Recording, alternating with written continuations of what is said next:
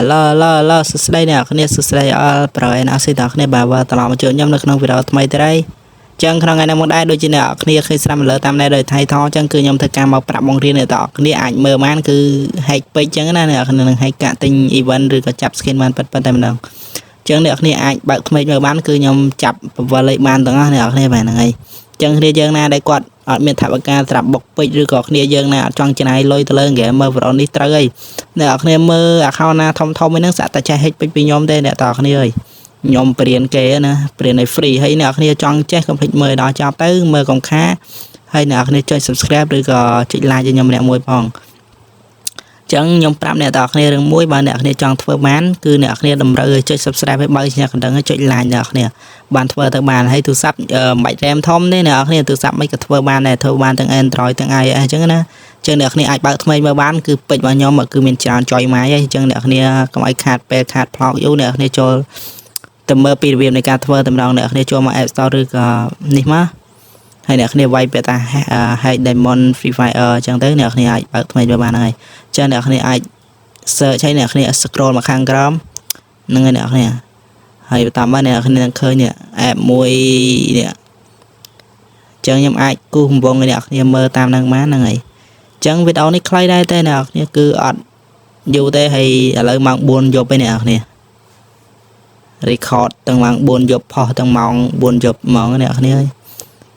ហើយខ្ញុំចេះរបៀប hack នេះគឺខ្ញុំរៀនពីគេអស់ឡើងរាប់រយឡានអ្នកគ្នាគឺខ្ញុំរៀនអ្នកគ្នា free អត់យកលុយទេចឹងអ្នកគ្នាកុំភ្លេចការចុច subscribe ដើម្បីផ្ដល់ជាកម្លាំងចិត្តណាអ្នកគ្នាហ្នឹងហើយកម្លាំងចិត្តឬក៏កម្លាំងចិត្តហ្នឹងមានកម្លាំងអីផ្សេងអញ្ចឹងចូលបន្ទាប់ពីដោនហើយអ្នកគ្នាចូលមកក្នុង app មួយហ្នឹងគឺអ្នកគ្នាអាចមើលបាន app ហ្នឹងគឺយើងអាចយកពេជ្រវាបានប៉ិតអញ្ចឹងណាអ្នកគ្នាបាទចឹងអ្នកគ្នាអាចមើលបានអ្នកគឺយើងគ្រាន់តែឆ្លើយសំណួរគេទៅឆ្លើយអ្នកគ្នាដូចឥឡូវខ្ញុំឧទាហរណ៍នេះចូលមកអានេះយើងឆ្លើយសំណួរគេ10សំណួរអញ្ចឹងណាគ្នាយើងចឹងគេសួរថាកំភ្លើងនេះកំភ្លើងអីគេអញ្ចឹងកំភ្លើងនេះ AWM យើងចុច AWM ទៅកន្លែងនេះ0អញ្ចឹងយើងឲ្យរកអា0មកយើងឆ្លើយត្រូវទៅយើងបាន50ពេជ្រអញ្ចឹងអ្នកគ្នាឆ្លើយតាមផ្លេត 1000 ពេជ្រ easy ណាគ្នាហ្នឹងហើយវានឹង load ទៅ account យើងស្រួលមែនតើសម័យនេះបុកលុយរកក្របបេទៅអ្នកគ្នាហេតុស្រួលចុយម្រាយអ្នកគ្នាបាទហ្នឹងហើយអញ្ចឹងយើងមិនបាច់ហេតុអីទៀតទេអ្នកគ្នាបាច់ហេតុច្រឡំ0អ្នកគ្នាមិនបាច់បុកលុយអីទេហ្នឹងហើយជឿខ្ញុំទៅនាំតែខាតខាវកាទេយកលុយហ្នឹងទៅចូល